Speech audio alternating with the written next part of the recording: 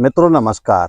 SPG blogger YouTube channel पर सभी मित्रों का हार्दिक रूप से पुनः एक बार स्वागत है।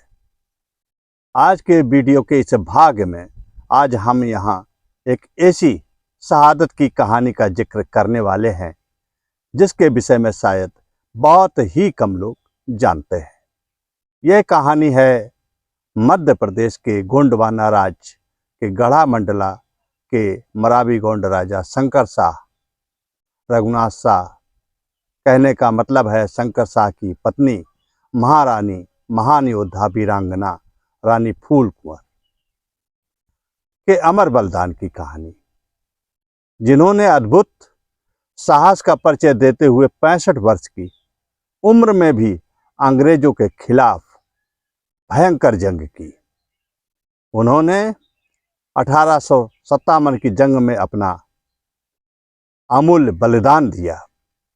सत सत नमन करते हैं ऐसी अदम्य साहसी वीरांगना फूल कुंवर महारानी जी को और उनके साथियों को। आगे बात करते हैं वीरांगना महारानी फूल कुंवर तथा वीरांगना रानी अवंतीबाई लोधी का जो प्रथम स्वतंत्रता संग्राम में भारत का प्रथम बलिदान के रूप में वीरांगना महिला के रूप में हुआ। हालांकि 1857 की बगावत में प्रथम महिला शहादत 20 मार्च 1858 को रानी अवंतीबाई का हुआ और उनके तुरंत बाद मंडला के महाराजा शंकर शाह और उनके पुत्र रघुनाथ शाह के बलिदान के परिणाम स्वरूप महाराज शंकर शाह की पत्नी फूल कुंवर का रहा। उन्होंने अंग्रेजों से लड़ते हुए अपने प्राणों का उत्सर्ग कर दिया, जैसे कि महारानी दुर्गावती ने मुगलों से युद्ध में लड़ते हुए वीरगति को प्राप्त हुई थी। अपने प्राणों का उत्सर्ग उन्होंने कर दिया था। यहाँ पर थोड़ा सा टिप्पणी करना चाहता हूँ कि महाराजा शंकर शाह और उनके पुत्र रघुनाथ शाह के अमर बलिदान की जो कहानी जनता के सम्मुख इतिहासकारों ने नहीं दर्शाई, ऐसा अन्यायपूर्ण कार्य किया। लेकिन उससे भी ज़्यादा अन्याय तब हुआ जब रानी फूल कुंवर और रानी अवंतीबाई के इतिहास के विषय में इतिहास में कुछ भी जानकारी नहीं दी गई। ये तो इतिहास वह है जो जनता की श्रुतियों में प्रचलित है, जो जनता अपनी लोकल कथाओं में हमेशा एक दूसरे से गांव की चौपाल में बैठ करके चर्चा किया करते हैं। इस प्रकार से मित्रों आगे बात करते हैं। वो समय 18 सितंबर 1857 का वो समय जब महाराजा शंकर शाह और उनके पुत्र कुंवर रघुनाथ शाह को अंग्रेजों के द्वारा तोप से उड़ा दिया गया। रानी फूल कुंवर के पति और पुत्र के शहादत होने से रानी फूल कुंवर को कितनी असहनीय पीड़ा हुई होगी। इस प्रकार से उन्होंने वहाँ पर उनके सब छत्र विछत्र सबके टुकड़ों को बीन करके और उनका अंतिम संस्कार किया और उन्होंने प्रतिज्ञा ली कि अब हम अंग्रेजों के खिलाफ तब तक जंग करेंगे जब तक हमारे शरीर में, हमारे तन में खून की एक बूंद भी बाकी रहेगी।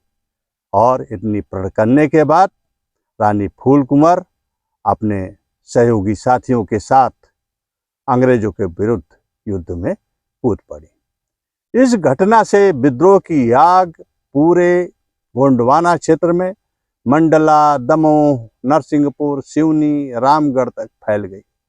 सशस्त्र क्रांति होने लगी।